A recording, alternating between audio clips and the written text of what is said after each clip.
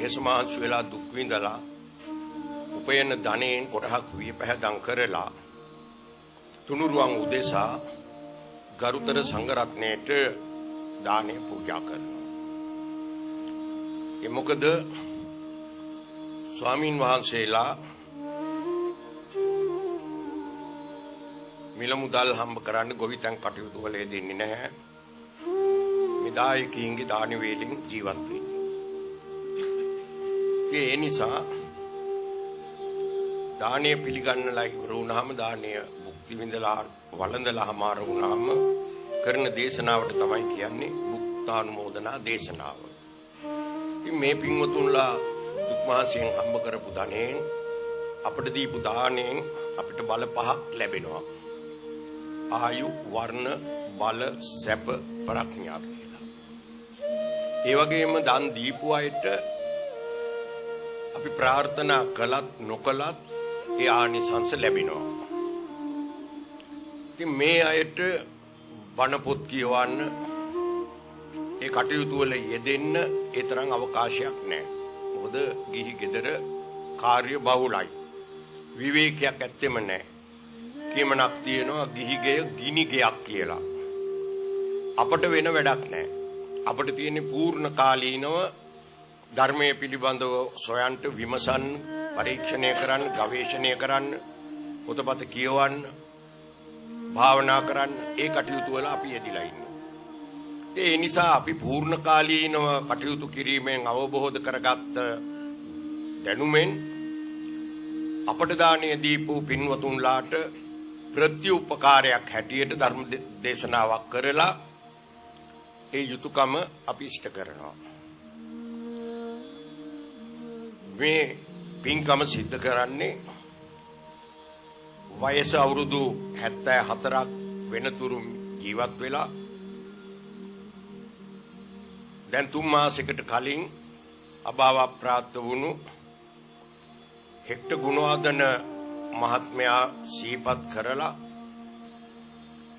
දූ දරුවෝ බිරිඳ සහෝදරයෝ ඥාතීන් කෙරෙහි ගුණ සැලකීමක් හැටියට එතුමා වෙනුවෙන් කරන ලද මේ පින්කම. මේ බුදුරජාණන් වහන්සේ දානේ වළඳලා පින් අනුමෝදන් කරලා තියෙන තැනක් මං සූත්‍රාන්තගත දේශනාවල කිසි තැනක දැකලා නැහැ. භුක්තානුමෝදනාවයි කරන්නේ. පසු කාලෙකදී අපේ රටේ මේ ක්‍රමය ඇති වුණා. මොකද විවිධ හේතු යුක්තීන් උඩ. මොකද අපේ රටේ යම් කිසි කාලෙකදී උපසම්පදා භික්ෂුන් නැති වුණා. කවුරුවත්ම නැති වුණා. 1750 වගේ කාලෙදී කීර්තිශ්‍රී රාජසිංහ රජුරුවන්ගේ කාලේ සියමෙන් වර්තමාන මියන්මාරයෙන් භික්ෂු සංඝයා වැඩම කරලා උපසම්පදා භික්ෂු සමාජයක් පිහිටවනකම්ම ගණින්නාන්සලා තමයි මේ කටයුතු කරගෙන ගියේ කහ නූලක් කරේ දාගෙන. ඒ කාලේදී මේව බහුල වශයෙන් තිබුණා. මොකද මිනිස්සු මේවට පොළඹවා ගන්න. බුද්ධ කාලීන සමාජයේ එහෙම නැහැ. බුදුරජාණන් වහන්සේගේ ධර්මාන කාලයේදී නොඑක් ගම් නියංගම් වලට ගියාම ඒවායේ ඉන්න සදාවතුන් විශාල පිරිස් වලට දන් දෙනවා. හැබැයි ඒ අය කවරදාවත් පින් බලාපොරොත්තුෙන් දන්නේ දුන්නේ නැහැ. ඒ අය දන් දුන්නේ යුතුයකම් ඉෂ්ට කිරීමක් හැටියට. ඒ නිසා ප්‍රතිඵල අපේක්ෂාවෙන් කරන පින්කම නැත්තම් දෙන දේ ඒක දානයක් නෙමෙයි. වෙළඳාමක් වගේ වැඩක්. ඉතින් අද අනවබෝධයෙන් මේ තත්වයට පත් කරලා තියෙනවා මිනිස්සුන්ව. දැන් අපි හිඟන්නේකට දැන් නම් රුපියල් දෙකක් දුන්නොත් විසිකලා දානවා. අඩු ගානේ රුපියල් 10ක් 20ක් විතර දුන්නොත් ඒ දෙන්නේ අපි හිඟන්නා කෙරෙහි තියෙන අනුකම්පාවෙන්ද කියලා බලන්න ඕන අපේ හිතේ ඇති වෙන සිතිවිල්ල අනුව. මොකද අපි ඒක දෙන්නේ ප්‍රතිඵල අපේක්ෂාවෙන් දෙන කීය හරි. හිඟන්නා ඒක අරගෙන අපිට මේ කෘතගුණ සැලකීමක් හැටියට කියන්න ඕන වැඩි වැඩියෙන් ලැබේවා. පින් සිද්ධ වේවා. ඒක නොකියුවොත් මොකද දීපු කෙනාගේ හිත හොඳ නැහැ. එතකොට දීලා තියෙන හින්න ගන්නා කෙරෙහි පතලා වූ අනුකම්පාවෙන්ද එහෙම නැත්නම් දුන්නට වඩා තමාට යමක් ලබා ගැනීමේ චේතනාවෙන්ද මොකද්ද? ලබා ගන්න. ඒක වෙළඳාමක් වගේ වැඩක්. ටිකක් දීලා හුඟක් ගන්න. දානය කියන වචනේ තේරුම අතහැරීම. බුදුදහමේ දානෙට තාම විශිෂ්ට තැනක් හිමි වෙලා තියෙනවා. දැන් දසරාජ ධර්මයේ පළවෙනි අංගය දානය. සතර සංග්‍රහ වස්තුවල පළවෙනි අංගය දානය. දස පාරමිතාවල පළවෙනි අංගය දානය. දස පුණ්‍ය ක්‍රියාවල පළවෙනි අංගය දානය. දානෙන් තමයි මේ ඔක්කොම වෙන්නේ. දැන් අපි සංසාරයේ අල්ලගෙනම පුරුදු වෙච්ච නිසා අතහරින්නේ තරම් මනාපයක් නැහැ. ඒ නිසා මේ ප්‍රාථමික අවස්ථාවේදී තමයි මේ වගේ කටයුතු කරන්නේ. භෞතික වශයෙන් අල්ලන් තියෙන දේවල් අතහරින්න පුරුදු කරනවා. කමාරු වැඩක්. ඊළඟට මේකෙන් පුරුදු කරන්න ඕන අපේ සිටිවිලි අතහරින්න. මේ සිටිවිලි හැම සිටිවිල්ලක්ම ප්‍රපංචයක් හැටියට සැලකෙන්නේ. ප්‍රපංචයක් කියන්නේ අපි හිතන හැම සිටිවිල්ලකම ඇති වෙන්නේ තණ්හා, දිට්ඨි, මාන්න කියන මේවයි. ප්‍රපංචයක් කියන්නේ ඒකට. ඒ නිසා මේ භෞතික වශයෙන් අපි අතහැරීම පුරුදු කරලා ඊළඟට අපි යනවා සිටිවිලි අතහරින්න. දැන් මේ පින්වතුන් අහලා ඇති මේ බෝධිසත්වයන් වහන්සේ මොනතරම් දන් දුන්නද කියලා නේද? එතකොට අවසානයේදී මොනවද අතහරින්න ඕන අපි? කාමච්ඡන්ද, ව්‍යාපාද, තීන මිද්ද, උද්ධච්ච කුක්කුච්ච, විචිකිච්ඡා කියන මේ නීවරණ ධර්ම පහ හලාදාන තැනට එනකන් අප මේක පුහුණු කරන්න ඕන. එතනින් තමයි කෙලවර වෙන්නේ. ප්‍රාර්ථනා වනාහි බුද්ධ ආගමේ නැත. බුද්ධ ආගමේ තියෙන වැඩ. තේරුණානේ? ඕනම කෙනෙකුට බුදු වෙන්න රහත් වෙන්න හරි තියෙන්න ඕන ප්‍රඥාව. ඊළඟට වීරිය. ඊළඟට ශාන්තිය. මොකද මේ කටයුතු කරගෙන යනකොට පිළිමලුන් හතුරන් ඇති වෙනවා. එතකොට ඒ අයක ගැටුමට ගියොත් ගමන යන්න බෑ. දෙන්දි ඉවසන්න ඕන. ඉවසීම, ශාන්තිය, ඊළඟට අධිෂ්ඨානය. බුද්ධ ධර්මයේ ප්‍රාර්ථනා නැහැ. ඉබේ ලැබෙන දේවල් නැහැ. බුදුරජාණන් වහන්සේ සම්බුද්ධත්වයට පත් වෙලා නොබෝ දිනකින් විවෘතවම දේශනා කළා අద్භූත ආශ්චර්යමත් කිසි දෙයක් ලෝකේ සිද්ධ වෙන්නේ නැහැ. මේ සියල්ල සිදු වෙන්නේ හේතු ප්‍රත්‍ය අනුව. ඒ නිසා අපිට වීරිය තියෙන්න ඕන, ප්‍රඥාව තියෙන්න ඕන කටයුතු කරන්න. එතකොට මේ දාණය පිළිබඳව අපි බැලුවොත් මේ සම්බුද්ධ ශාසනයේ හිටපු ශ්‍රේෂ්ඨම පුද්ගලයන්ගෙන් වැඩියෙන්ම දානෙ දුන්නේ බුදුරජාණන් වහන්සේගේ පළවෙනි උපාසක තැන. කවුද? අනාථපිණ්ඩික සිටුතුමා. එතුමා තරම් දන් දුන්නේ නැහැ කවුරු. සිටු ධනයම ඉවර වුණා. දන් දීලා.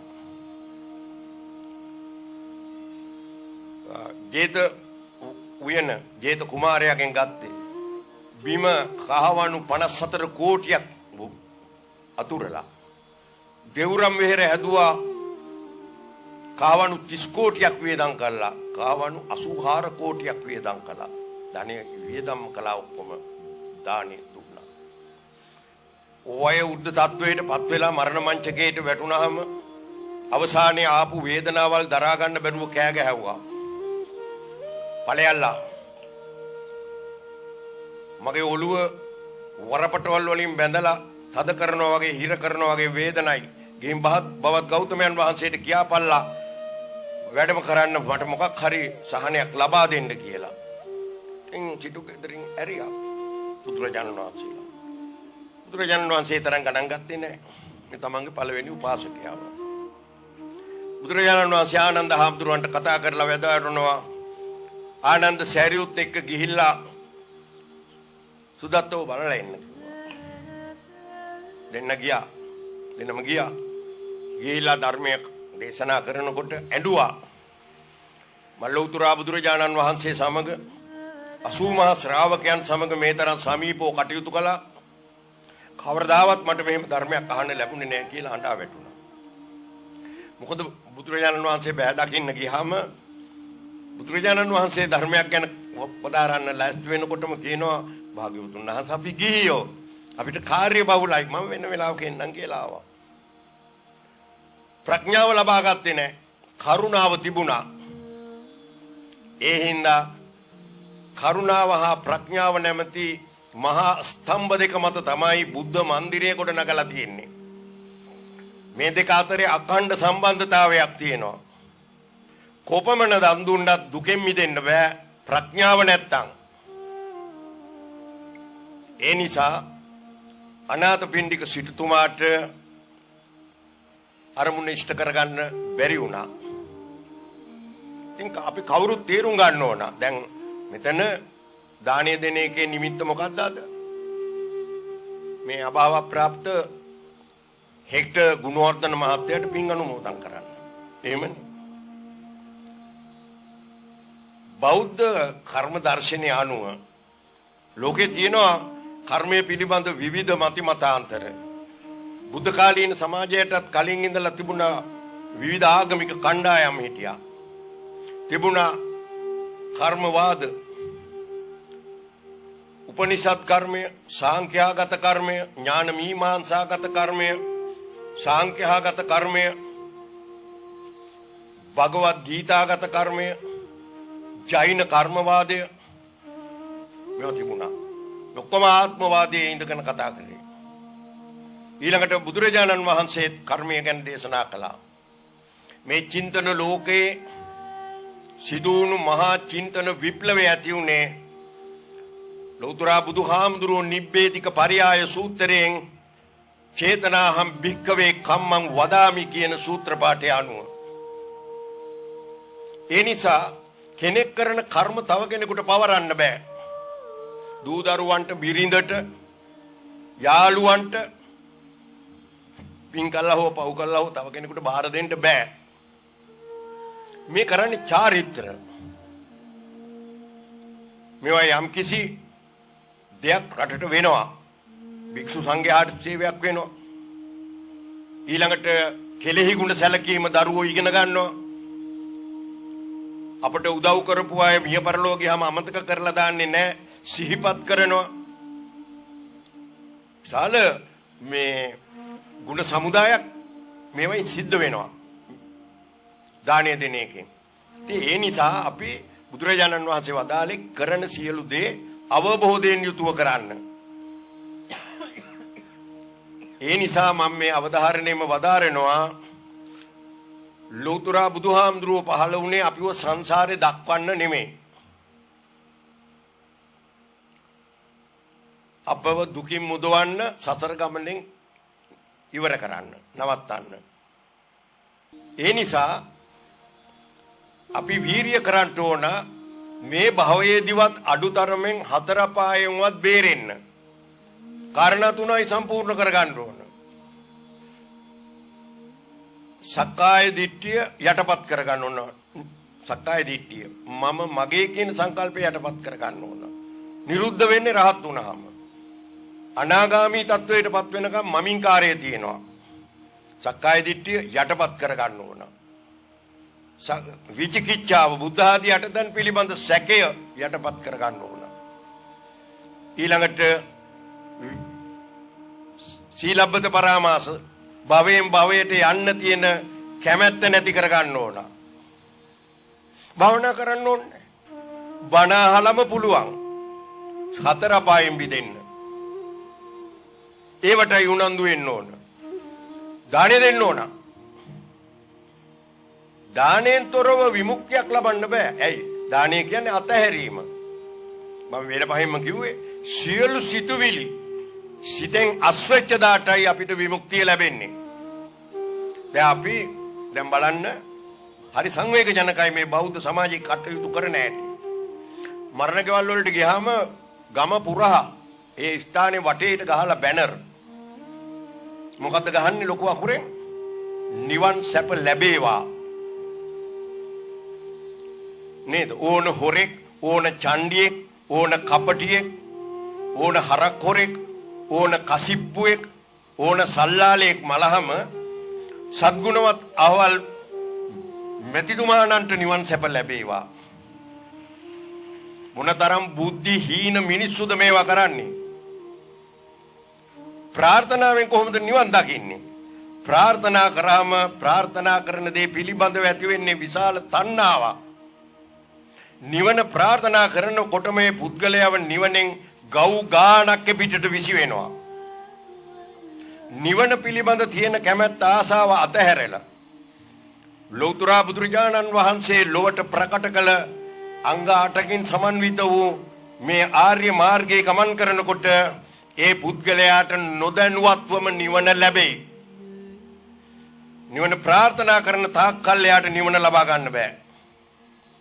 ඒ නිසා අපි මේ අනවබෝධයෙන් කරන්නේ පොතපත කියවන්නේ නැති නිසා බුදුදහම පිළිබඳව විමර්ශනය කරන්නේ නැති නිසා මේවා ගැඹුරින් අධ්‍යයනය කරන්නේ නැති නිසා මේවට මේ gedara වැඩපළාත හැරලා කරන්න ඕනේ නැහැ.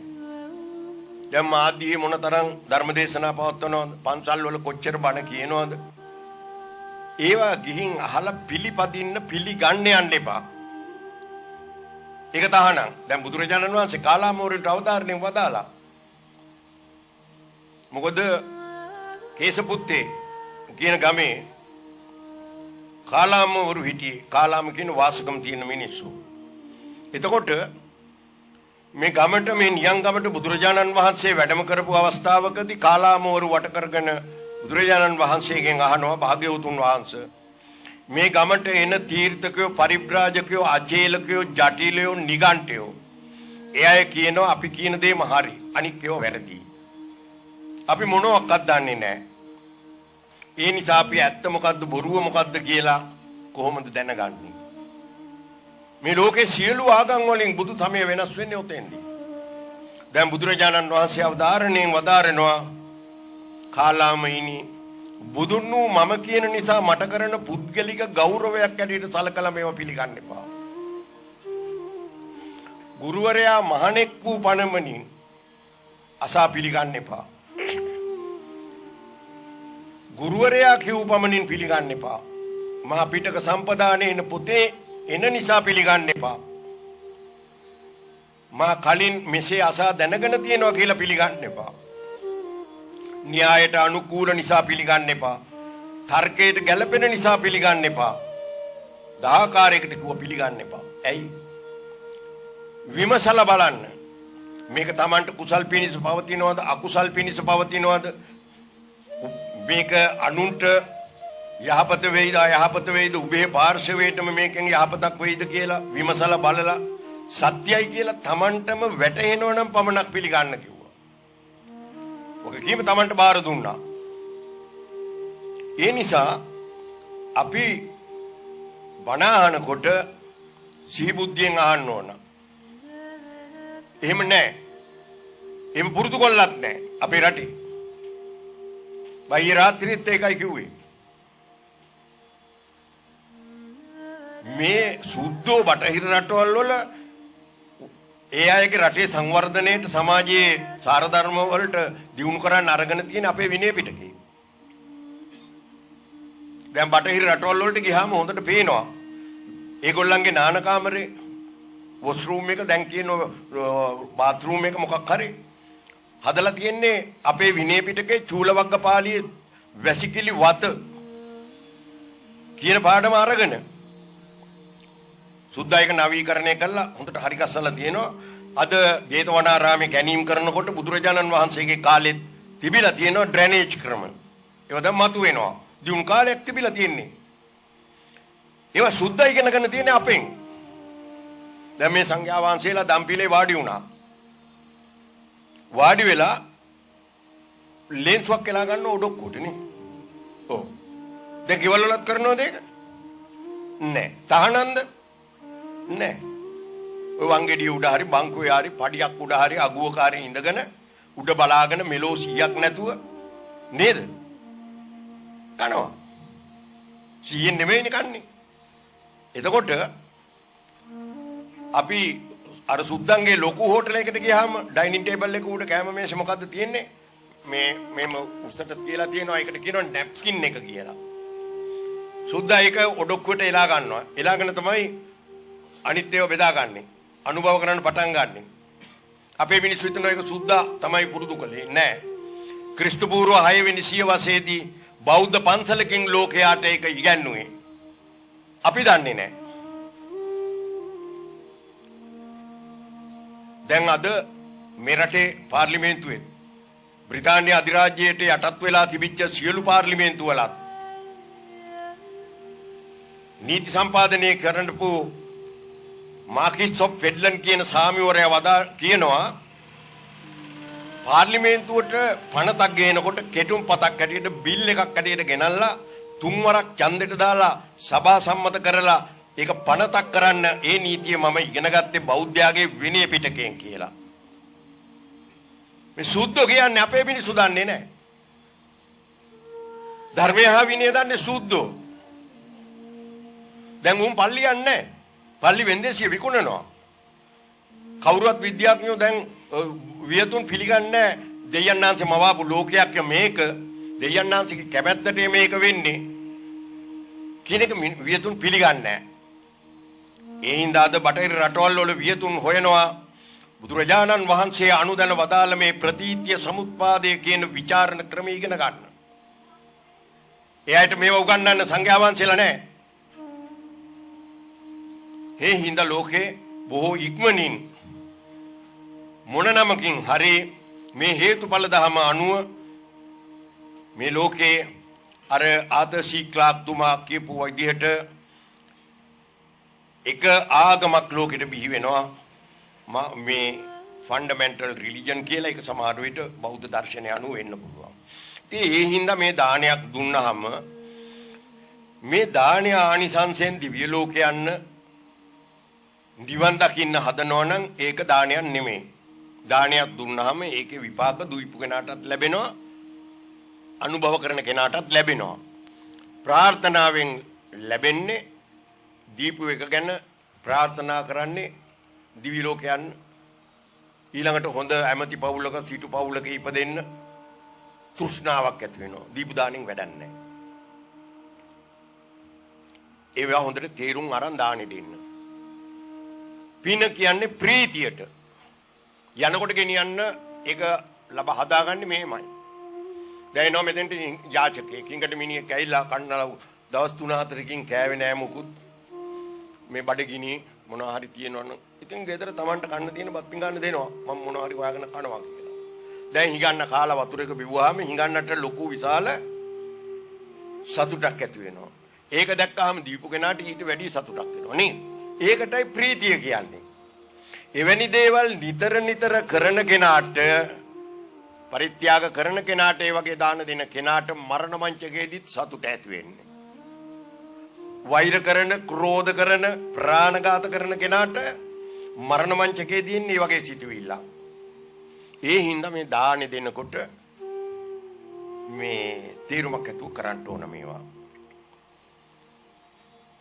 ඒ හින්දා අපි දැනගන්න ඕන මලාට පස්සේ යන තැන හොඳ තැනක් කරගන්න ජීවත් වෙලා ඉන්න කාලෙදි කටයුතු කරගන්න. දරුවෝ කෙරෙහි අනික් අය කෙරෙහි විශ්වාසයක් තියන්න එපා. ඒ අයට පරලෝකීය මිනිසුන්ට මුකුත් කරන්න පුළුවන් කමක් නැහැ. මේ කරන්නේ චාරිත්‍රයක්. ඒකයි මම මේ කතා කරන්නේ 35 අවුරුද්දක් මුළුල්ලේ මේ ධර්මය පරිශීලනය කරලා ගවේෂණය කරලා ලබාගත් අවබෝධයෙන්. ඉතින් අපි හරි මේක අනික් අයට කියා දෙන්න ඕන. බණ අහන්නේ මොකටද? දන් දෙන්නේ මොකටද? දාන කොච්චර තියෙනවද? ශ්‍රම දාන නේ. දැන් පන්සලට ගිහිල්ලා පන්සලේ වැඩවලට උදව් කරන්නේ මේ ගෙදර දැන් ඊයේ මෙතන ළමෝ විශාල පිරිසක්. ඒකට කුලිය පඩියක් ගත්තේ නෑනේ. ඒකට මොකද්ද කියන්නේ? ශ්‍රමයෙන් දාණය දුන්නා. නේද? දැන් මම බණ කියනවා මේකට කියන්නේ මොන දාණයද? බුද්ධි දාණය. දාන ගොඩක් තියෙනවා. හොදී බතුයි දෙන එකට හිතරක් නෙමෙයි දාණය කියන්නේ. ඉතින් ඒකින්ද යමක් අවබෝධ කර ගන්න ඕන. ඉතින් කෙසේ වෙතත් අපි මේ දාණය දෙන්නේ මිය පරලෝකීය අයට කෘතගුණ සලකලා කෙලෙහි ගුණ සලකලා ඒ අය වෙනුවෙන් පින් අනුමෝදන් කරන්න. ඉතින් ඒ අය මේ පින් ලබා ගන්න පුළුවන් තැනක සිටිනම් මේ පින් ලබා ගනිවි. ඒ අය දුකින් මිදේවි. ඒ නිසා අපි මේ ටික කතා කළේ මේ අයට මේක මතක තියාගෙන අවබෝධයෙන් කරන කියන කටයුතු කරන්න කියන එකයි. ඊයේත් මම පැය එකමාරක් විතර කතා කළා අපේ ස්වාමින් වහන්සේලාට ඒවා අහන්න පුළුවන් අපේ දොස්තර මහත්තයා ලැබෙන්න සලස්සයි ඒවා අහන්න. ඒ නිසා මම ප්‍රාර්ථනා කරනවා එක්ට ගුණාදන මහත්තයා මම දවසක් මෙහාට ආවා රඹෑවේ බණකට යන ගමන්. මම දොස්තර මහත්තයාට කිව්වා මම ගෙදරට යන්න ඕන කියලා. මාස දැන් අපහාකයක් ඇති. මට අර පුතාලගේ කොහෙද ගෙදර රැස්ටි කරලා තිබුණා කාමරයක්. මං හිටියා රාත්‍රියේ. ආපු දවසේ මං කිව්වා දවල්ට දානෙටත් එක්ක එන්න කියලා. දානෙ ඉතින් පිළිගන්න ගෘහමූලිකයා ඉන්න එපා හරිනක් නේද? මේ මිනිහා නෑ. අනිත් අය ගෙදර අය මට දානෙ පිළිගන්නවා. මම කොහෙටද ගියයි කිව්වා. ආවා එකට කාමාට.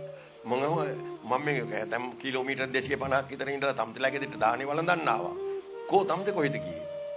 හාමුදුරුවනේ මම මේ බල්ලෝ 30කට 40කට හැමදාම දවල්ට වත් ගෙනින් දෙනවා. බල්ලන්ට වත් අරන් කියයි කිව්වා.